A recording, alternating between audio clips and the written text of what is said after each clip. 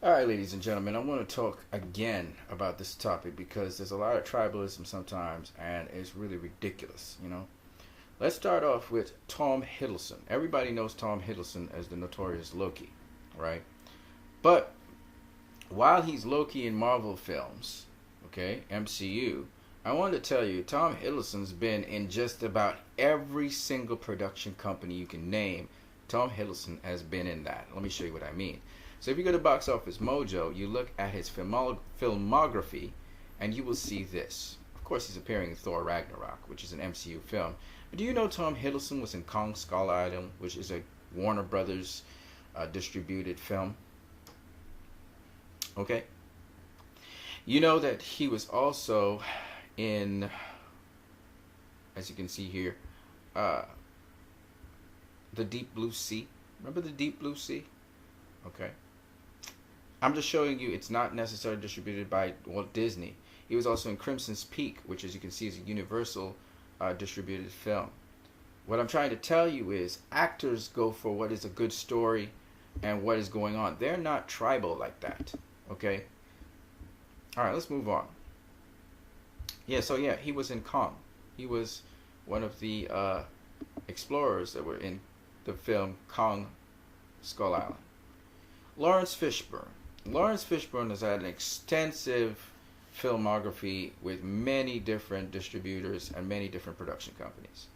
Okay, he was in John Wick 2, which is Lionsgate. He was in The Passengers, which was a Sony. He was in Batman v Superman as Perry White. That was Warner Brothers. You can see he was in The Signal, which was by Focus Films.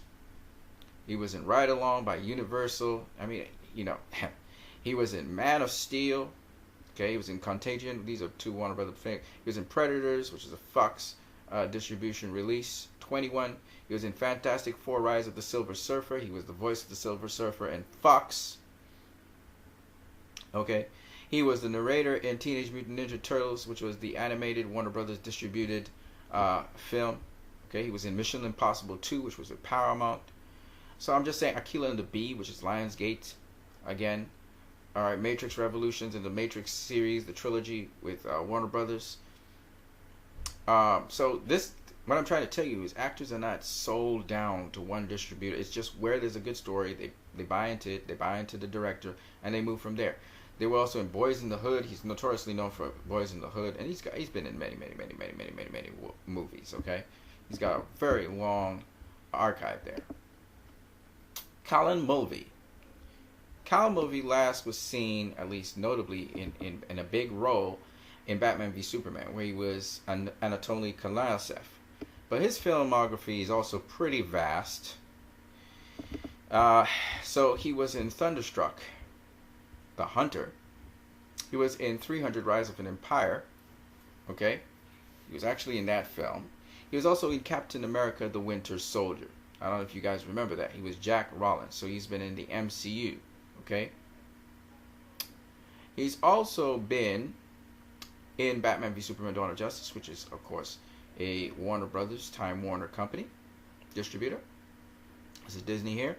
He's also been in Kill Me Three Times, which is a totally different distributor. Warcraft, which actually, Warcraft is, the distributor for Warcraft is Universal, I believe.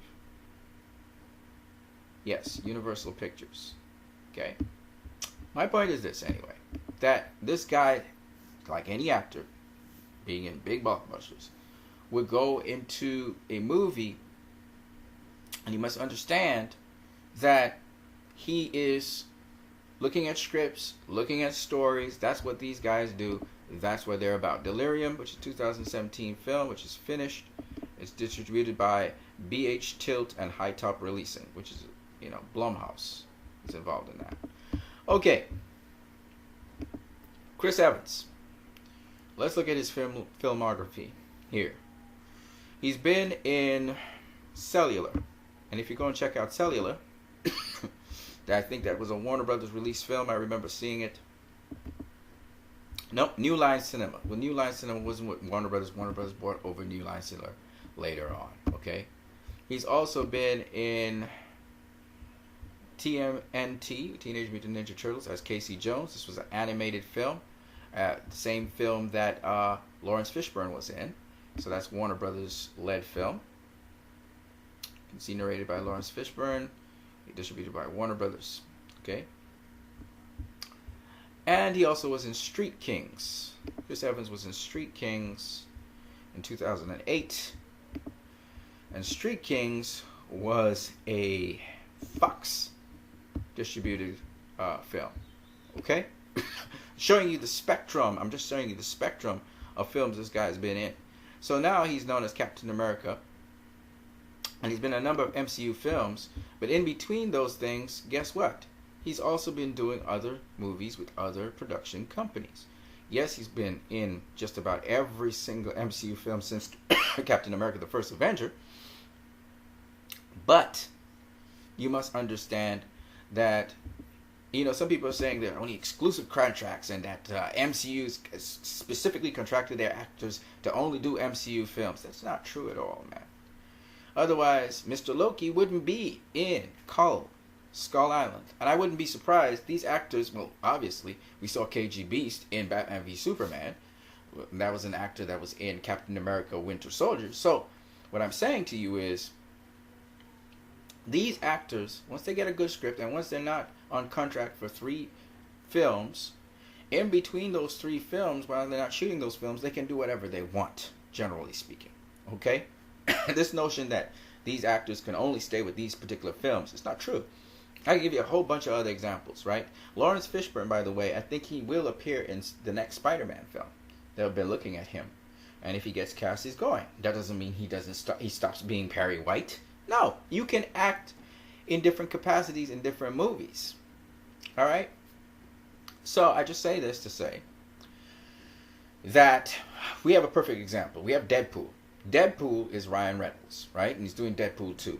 Guess what? Ryan Reynolds was once the Green Lantern for Warner Brothers. So, I mean, you cannot be... That's why actors like Chris Evans is good friends right now with the current Superman, Henry Cavill. And they're good friends, and it makes sense. And they kind of resemble each other in terms of personality somewhat. I mean, Chris Evans is more of a free-spirited kind of guy. And Henry Cavill seems more reined in, even though he's very personable. But what I'm saying is they're colleagues, they're actors in the same business, and you never know where you'll end up. You've seen directors. We've seen the director of the Avengers. He's now the director of Justice League. So don't think that it's a hate thing in the industry. The only people who've been hateful and so on in the industry, especially in terms of actors or anything, these are people who probably have wanted to lash back mostly at fans, not at actors, not at people in the industry, because you have to be friendly with everyone. You don't know where your next job's going to end up being, okay? And so you put those things into perspective. You've seen people on the same side with the same production company bad talk the production company as actors because they have their critiques and their personal feelings about things. My point is, you guys don't get chained up about Marvel versus DC like that. You can be competitive. You can talk about and boast about how Marvel has done things well. There's no reason to put down DC. And you can talk about how DC does things well, but you don't have to put down Marvel to do that. The fact that you have to put down a company to make another company look good shows me that you are afraid of something.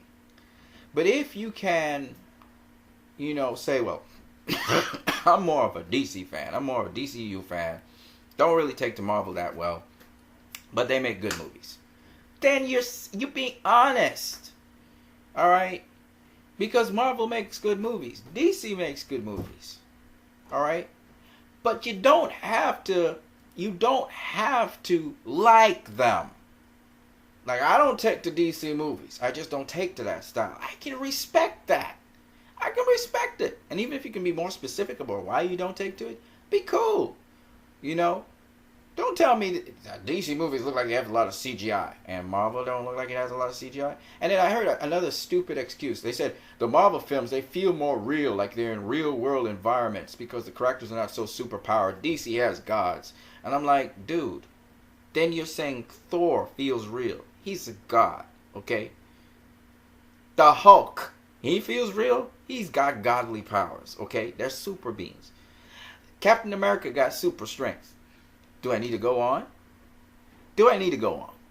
So, to say that the DC characters are not relatable, and you're going to have Infinity War coming up, is ridiculous. Okay? Maybe there's another reason, but don't come telling me that there's a lot of CGI in DC films. Are you serious? I mean, didn't you just watch Guardians of the Galaxy? Everything there's CG.